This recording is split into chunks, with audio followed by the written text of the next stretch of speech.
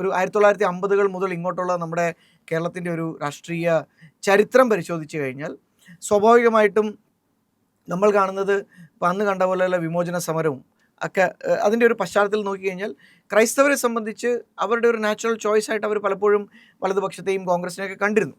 അന്ന് BJP എന്ന് പറയുന്നത് ഇത്രയും ഒരു വലിയൊരു രാഷ്ട്രീയ ശക്തിയായി മുമ്പോട്ട് വന്നിരുന്നില്ല. അതുകൊണ്ട് സ്വാഭാവികമായിട്ടും അവർക്കൊരു ചോയ്സ് ആയിരുന്നില്ല. അതുകൊണ്ടാണ് ഞാനൊക്കെ 90കളിലാണ് ഇതിലേക്ക് വരുന്നത്, അല്ലെങ്കിൽ 2000ൻ്റെ ആരംഭങ്ങളിലാണ് ഞാൻ ഈ ഒരു ഐഡിയോളജിയിലേക്ക് വരുന്നത്. അന്ന് എന്താ പറയുക, ഈ രീതിയിൽ നമ്മുടെ സംഘടനകൾ അത്രയും സ്ട്രോങ് ആയിരുന്നില്ല. ഇന്ന് സംഘടനകൾ സ്ട്രോങ് ആയതുകൊണ്ട് ക്രൈസ്തവർക്കൊരു ഓപ്ഷനുണ്ട്. അന്ന് ഓപ്ഷൻ ഇല്ലായിരുന്നു, ഞാൻ തേടിപ്പോയി. ഇന്ന് എന്താ പറയുന്നത്, ഐഡിയോളജി നമ്മളെ തേടി വരും, അന്ന് നമ്മൾ തേടി പോകണം. അത്രേ ഉണ്ടായിരുന്നുള്ളൂ വ്യത്യാസം. അപ്പം അന്ന് എനിക്കങ്ങൊരു ഭാഗ്യം ലഭിച്ചു.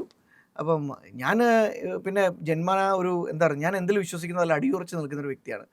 അതിൻ്റെ തെറ്റും ശരിയും വരായികളൊക്കെ എന്താ പറയുന്നത് അതൊക്കെ പിന്നീട്, പക്ഷേ എൻ്റെ കൺവിക്ഷനിൽ ഉറച്ചു നിൽക്കുന്നൊരു വ്യക്തിയാണ്. അപ്പോൾ ചെറുപ്പം മുതൽ തന്നെ ഞാൻ സംഘപ്രസ്ഥാനങ്ങളിൽ ചേരുകയും അതിൻ്റെ ഐഡിയോളജിയിൽ ഞാൻ ഉറച്ചു നിന്ന വ്യക്തിയാണ്.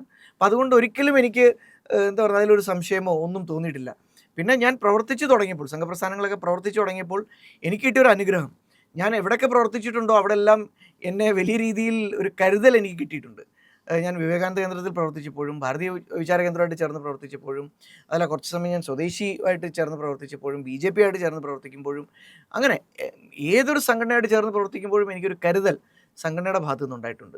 സ്വാഭാവികമായിട്ടും ഞാൻ ഇന്ന് നിങ്ങളുടെ മുമ്പിൽ ഇരിക്കുന്നത് പോലും, ഒരു പാർട്ടിയുടെ ഒരു ചുമതല ഇരിക്കുന്നത് പോലും എൻ്റെ പ്രസ്ഥാനം എന്നെ കരുതുന്നത് കൊണ്ടല്ലേ.